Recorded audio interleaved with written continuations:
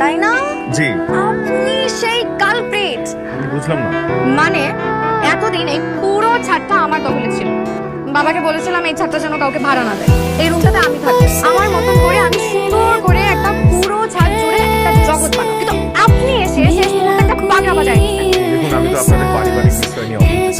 আসলে আপনাকে দোষ দিয়েও তো লাভ নেই, কিন্তু এই পুরো ছাদে তো দখল আপনাকে দেওয়া যাবে না। আমি যখন ছাদে আসবো আপনাকে যেন আমি না দেখেই ছাদে হাঁটাহাঁটি করবো। এই সব গাছে আমি রোজ নিজের হাতে পানি দেই, নিজের হাতে যত্ন করি। একটা গাছও যদি নষ্ট হয়েছে তাহলে কিন্তু আপনার খবর আছে। না না, আমি কেন আপনার গাছ নষ্ট করব? করতে পারেন, কোথাও নষ্ট করতে পারেন। এমনিতেও আপনাদের ছেলেদের কোনো বিশ্বাস নেই। শুনেন, আমার এই গাছগুলোকে প্লিজ পাবলিক টয়লেট হিসেবে ইউজ করবেন না, তাহলে কিন্তু আমি খবর করে দিব। না, টয়লেট তো ভেতরে আছে, আমি কেন এখানে? আমি যখন ছাদে আসবো আপনি ছাদে হাঁটাহাঁটি করবেন না। হাঁটাহাঁটি বন্ধ মানে বন্ধ, বুঝছেন? না, না মানে রুলস এন্ড রেগুলেশনস গুলো দয়া